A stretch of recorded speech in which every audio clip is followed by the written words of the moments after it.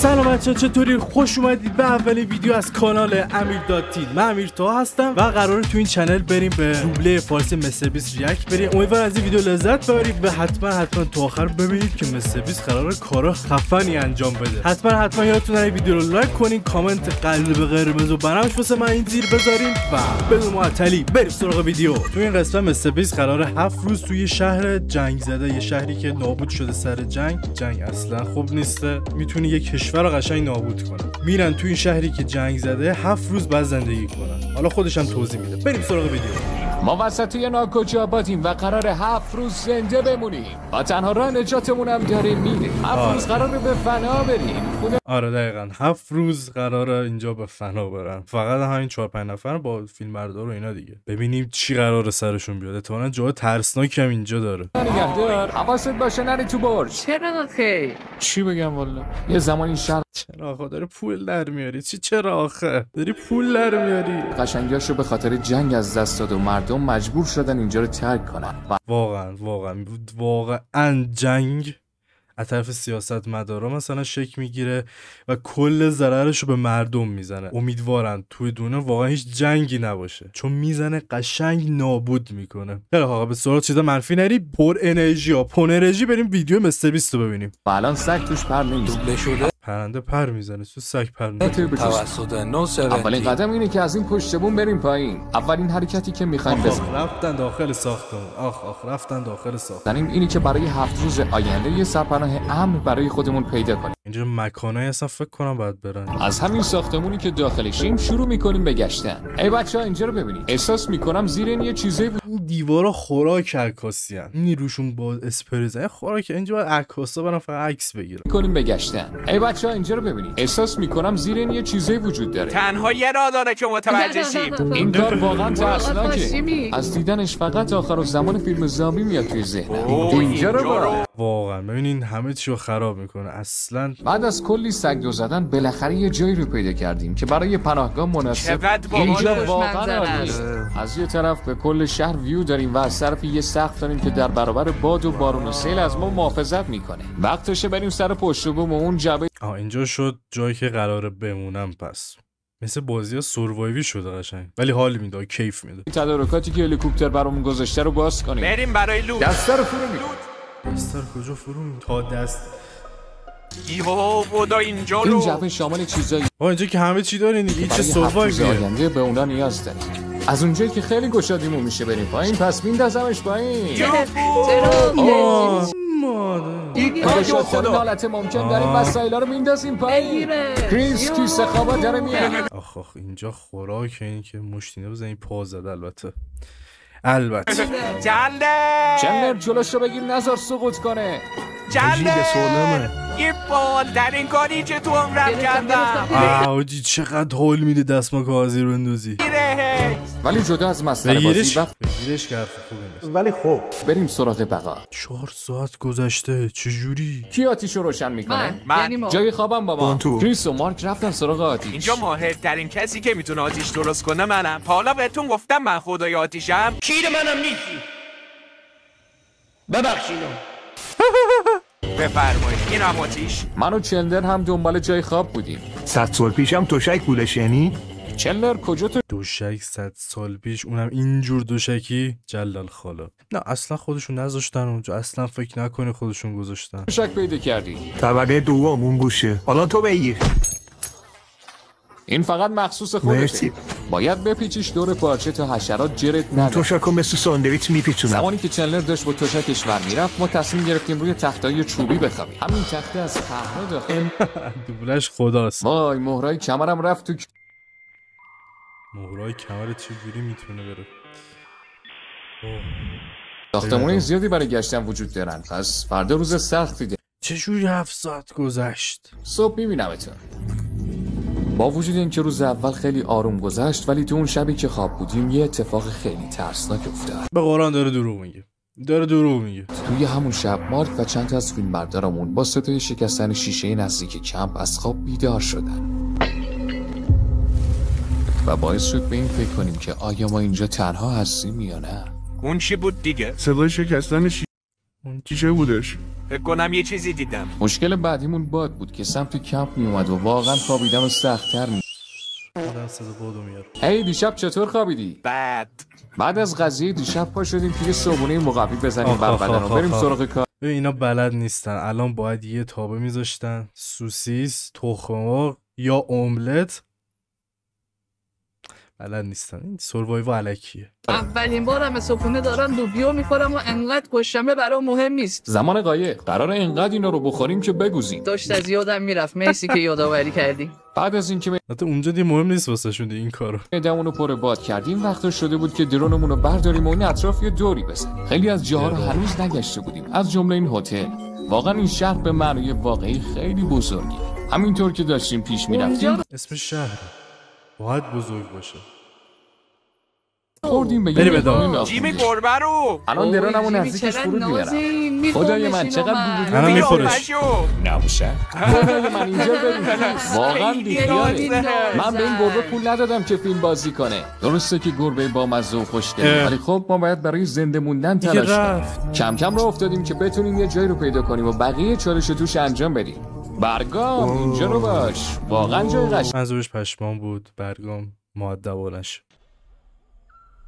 شوخی میکنی؟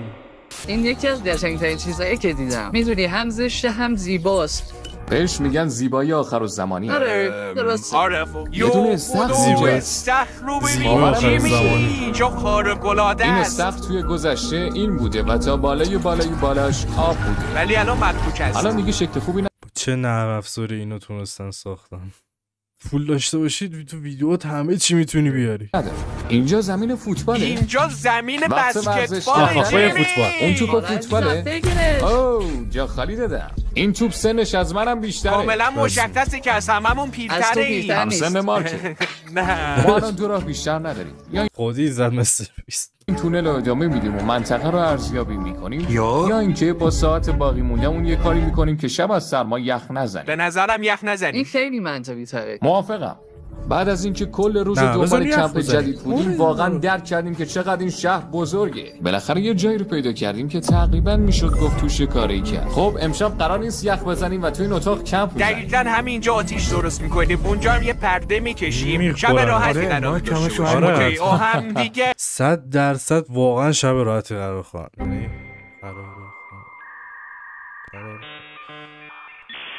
خب یه لحظه بیاید اینجا. یه جای کار واقعا سخت میشه، اینکه تمام وسایلمون اونجاست. امیدوارم اینجا بودن واقعا به درد بخوره. وقتی که داشت هوا غروب میشد، ما برگشتیم به کمپ قبلی و وسایل رو اونجا رو جمع کردیم و با خودمون آوردیم که انتقال بدیم به کمپ جدید. چقدر وسایل داشتن و بردارن بیارن. کمپ جدید.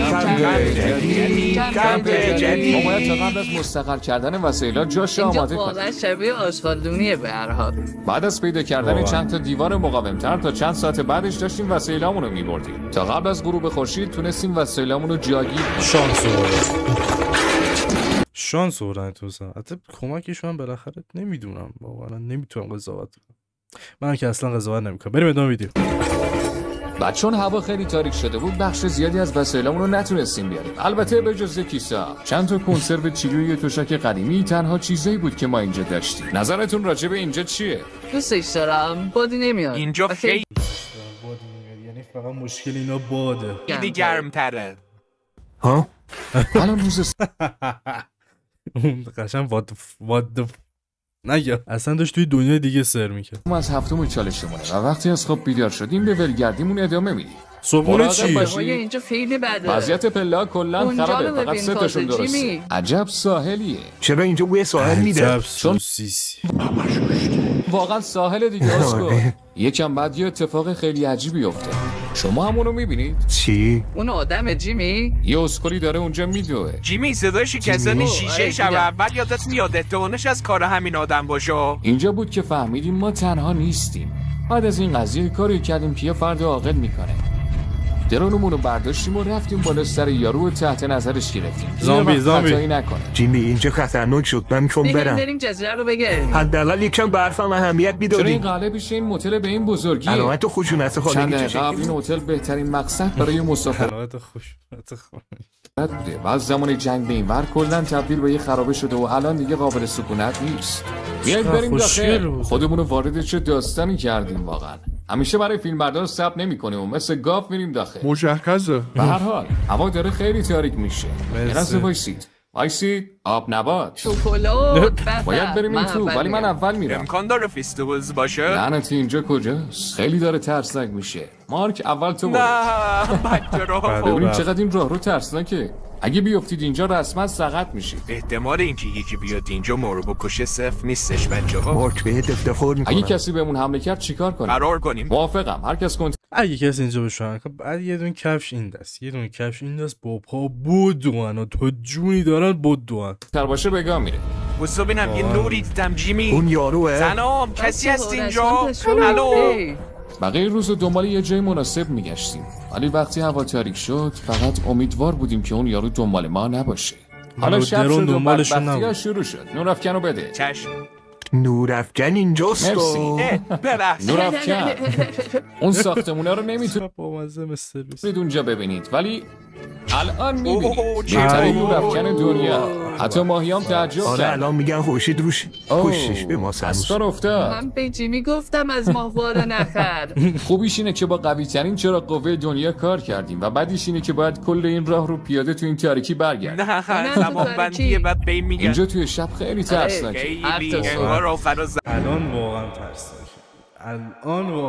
امان و تنها آدمای زنده ما این دنیا. برای اینکه تو این تاریکی کسی ما رو نکشه زودتر برگشتیم به کمپ. بالاخره برگشتی. آره بهتره که آتیشو هرچی سریعتر درست کنن. بفرمایید لوبیا. آخرین وسایلی که اینا دارن همش لوبیا میخورن. خب اونجا جنگ جهانی خودتون راه میندازین. در حال خوشگذرونی هستیم. اگه فردا بریم یکم صندلی و چیز میز پیدا کنیم عالی میشه. وقتی صبح روز چهارم از خواب بیدار شدیم فهمیدیم که خیلی ذخایرمون کمه. باید بهتون بگم که هیچ آبی برامون نمونده. فکر کنم یکم دیگه داشت. روی پشت بوم اون یکی ساختمون یه ذره برامون مونده. خیلی تنبلیم میشه پاشم برم اونجا برای آب. دست به خیلی ساده تر. گشاده.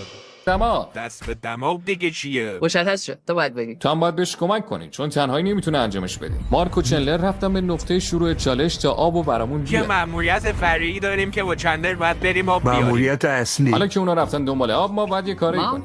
باید میگفتیم ما با هم انجامش میدیم. نه. میریم که میز و صندلی پیدا کنیم.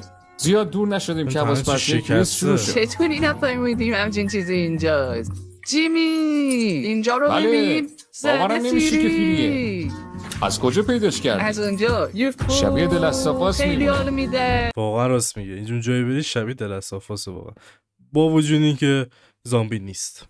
آره باشه پس من میرم دنبال میز. دقیقاً آبو از تو این چطوری در میاریم ما؟ خیلی سنگینه کمک کن کریس. گذشته قبلا اینجا یه خونه بوده. آبا بخواست توی جعبه در بیاری چه جوری باید در آورد؟ تو حالت معمولی تو شیا پیدا میشه. میز و صندلی. آفرین دقیقاً. یه لحظه واسه تکون نخور همینجا بمون. اوکی. داری چیکار میکنی جیمی؟ تو واقعا باهوشی جیمی. این یه صندلیه. چندر کمک کن یک باشه حضور. شلوغش نکن حالا تو هم. این کیسه آب 45 کیلو وزنشه و مایک به عنوان یوتیوبر خلاق سعی میکنه که اونو بفرسته پایین. ولی اسکل معلومه میفته وقتی 45 کیلو. تنها بمون. زهر مار. آباتون به فنا رفت. پاره شده. با یه تنها خیلی قوی تری نیاز همونطور که داریم. دیدیم مایک واقعا نصف آبا رو هدر داد. یه خبر خیلی بدی داریم براتون. زودتر بیایم پایین. تنابی که به کیسه آب بست بود پاره شد و همه آبا ریخت زمین. این بدترین اتفاقی بود که میتونست بیفته. داری شوخی میکنی؟ آبمونه جیمی. مایک معذرت میخوام. فکر میخوام که ما نگران نباش اینجا یه کیسه آب دیگه هم هست. لطفاً اون یکی رو از پله بیارید. چشم. الان که نصف آبمون به فنا رفته تنها راه نجات از این چالش اینه که 2 نفر از بچه ها رو بفرستیم خونه‌شون. کریس و چندلر داوطلب شدن که برگردن به شهر. من و مایکم با کلی وسایل موندیم که این 7 روز پشت سر بذاریم. راستش خیلی خوشحالم که تو پیش جیمی میمونی چون به تو هر کی بود نگران جیمی میشدم. قبل از رفتنشون میخواستیم با کل گروه اشغال کنیم. قبل رفتن باید بگم که اونوس بزرگتر شد و اسمش هم عوض کرد و نوسفر شد. جدا خوشحالم برای بزرگ شدن نوسفر. آره منم همینطور. اونوس چنل گیم ریویو باز کرد. نوسفر. این وسط بگم که لایک و ساب و حمایت فراموش نشه. در آینده پس یادتون نره ویدیو لایک کنی، حتما لایک خیلی مهمه. برنامه‌های خفنی با هم داریم. راستشو بخوای هران اعلام کنن که چرا اونوس نو7 شد، ولی من به شخص خوشحالم که نو7 شدیم، چون قرار خیلی بهتر شیم. برای اینکه به کشتی علامت بدیم یکی از فلرامون رو روشن کرد. آله این خیلی خفنه. فلر خیلی قشنگیه، باش میشه کل شهر رو روشن کرد. روشنم شده. اما قسمت غمگینش این بود که کریس و چندلر رفته بودن و فقط من و مایک توی شهر مونده بودیم. احساس تنهایی میکنم. اولین روزمون بدون بچه‌ها شروع شد و قرار حسابی سخت بگذره. هدف اولمون اینه که حسابی به اینجا برسیم. اول از همه اتاق میخوایم ضد باد کنیم و بعدش میز و صندلی‌ها رو بچینیم و اینجا رو به یه اتاق خیلی واقعی تبدیل کنیم. اگه تمام پلنایی که جیمی گفت عملی بشه، من تا ابد اینجا میمونم. زارت کیک خوری میکنه. برای پیدا کردن راست گفت واقعا. میز و صندلی رفتیم که چند تا از ساختمونای مجاور رو بگردیم و چیزای عتیقه پیدا کردیم. این میز کوچیک، این فرش بزرگ و یه تیکه آهن که فیلمبردارمون پیدا کرد. صندلیو نگاه کنیم بچه‌ها. صندلیو از من گرفت. اینا گفتم دوبلش خیلی خوبه. تلویزیونمون هم که جور شد. امشب همه چی به راهه. بریم تو کارش. اینجا رو ببینیم بچه‌ها، واقعا جای خوشگلیه. یعنی تو این شهر تک تک خونه‌ها با هم دیگه فرق. اینا رو می‌خوایم چیکار کنیم؟ این دقیقاً دودکشمونه. با اینا دقیقاً به این شکل یه دونه شومینه در حال درست کنیم. این کاغذ دیواری برای کنترل خوبی کرد. به چه دردی می‌خوره؟ خب بیس نمی‌سازیم، یه کاخ می‌سازیم. انگار سال 57 رفتیم کاخ نیاوران رو غارت کردیم. درو باز کن عزیزم.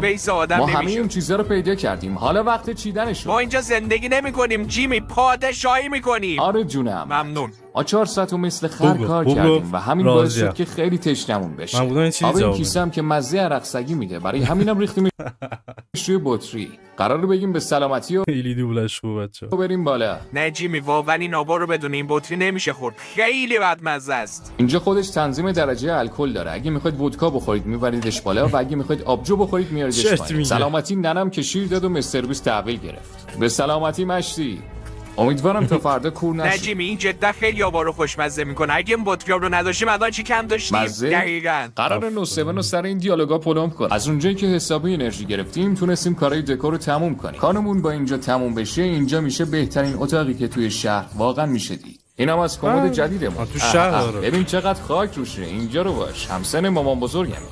خیلی خوب، اینجا لوبیاهامون می‌چینیم. بعداً میشه خیلی راحت بهش دسترسی پیدا کرد. امیدوارم شهر رو شیمیایی نکنیم. ردیف پایین ردیف باد معده است. قطعاً تو هنوز شیمیایی شده. خیالتون راحت. اصلا میگم بلنزاد بلنزاد بو ردیف وسط گوزه و اینجام که ردیف مزه است. اینم از اصل کاری یا دکور عرق سگیمون. خیلی خوب، این عالی شد. ماشاءالله بزنم به تخته. خب در جدیدمون هم آماده شد. رفتیم که یه مشما بندازیم و کامل جلوی بادو بگیریم. اینجوری گرمای زیادی توی اتاق میمونه و از دستشون نمیاد. اکسیژن میاد تو اتاق گرم میشه، دی اکسید کربن هم از اینجا میره بیرون. با این امکانات بهتر از این نمیشه. درست گاد آف مهندسی سش کردیم یخ زدن. خیلی خب، بازم باید نشون بدم خدای آتیش کیه. آتیش چه گرمای خوبی داره. چی فکر کردی جیمی؟ الکی خلاف‌ترین یوتیوبر نیستم من. اینم از آخرین وضعیت اتاق. اینجا یه دونه درخت کوچیک داریم. اینجا رو میبینید که تختمون کوچیک‌تر شده و یه دونه تلویزیون داریم که در حال پخش. چراغ داریم برای روشنایی و خب این خوبه. یه دونه بخاری داریم برای گرمتر شدن. آره گفتن خدای چوری تلویزیون رو انداخت. میز و صندلی که بچه‌ها نشستن، قفسه غذاها. یه دونه حوله کثیف هم این بالا هست که زیاد ازش استفاده می‌کنیم. به این میگن بقا. ولی تو اومدم بگم پنجمین روز فوق‌العاده‌مون صدای شکستن شیشه اومد. دوباره جیمی صدای تو بود؟ این چی بود دیگه؟ یعنی تو اومدیم بگیم یه روز خوبی داشتیم؟ میرم طبقه بالا رو چک کنم. اینم چاقوی زنجانه، فقط برای ترسوندنه. هی کسی اونجا نیست؟ بیا بیرون، فقط میخوایم با هم دوست بشیم. واقعا شوخیت گرفته؟ اینجا بیشتر جن میبینم تا انسان. هر کس سلام. فرگام اینا دیگه شوخی چیه؟ کردم جیمی. خب بچه‌ها دارید دلقک بازی مارکو تماشا میکنید. ولی تو قسم خورده بودی که همچه کاری داشت اینا رو میترسون. انجام نمیدید. معلوم شد که مارک با کنترل از راه دور کلن با ما شوخی میکرد. کنترل از راه دور دارم و هیچ کی شک نمیکنه. به وقتی که رفتیم توی کیسه خب شیشه ها رو میندازن پایین و همه میترسن از اون من. اولم اینجوری بود. خدایا چجوری فکر میکردم میتونم بهت اعتماد. یکی جدا بشه نمیفهمین جدا شده. بوم. حالا که شوخیای مارک تموم شد، دستگاهش رو آوردیم پایین تا باهاش ساق طلایی بخوریم. بگیرش. یکی دیگه بنداز.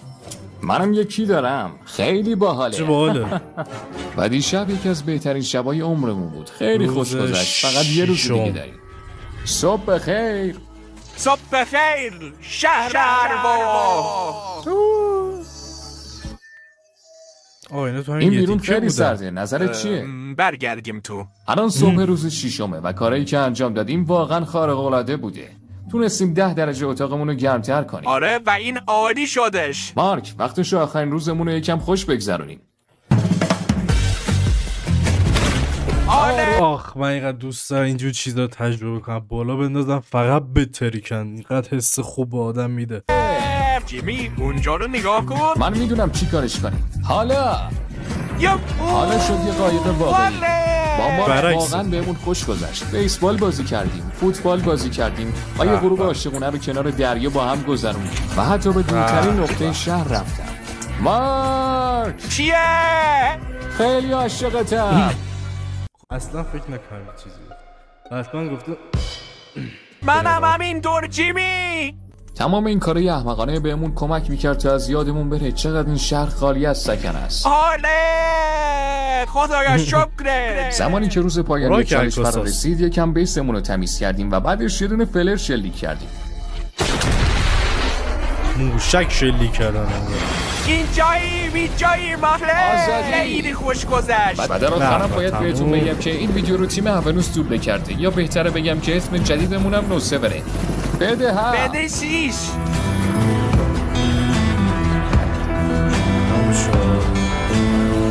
مرسی بچه‌هایی که این ویدیو رو دیدین که این ویدیو هم مال چنل نوسونه. اگه تونستی حتما بری ویدیوشون رو ببینین. خیلی دوبلای قشنگی کردن و امیدوارم از این ویدیو لذت برده باشید و تا یک ویدیو دیگه فعلا خدا نگهدار.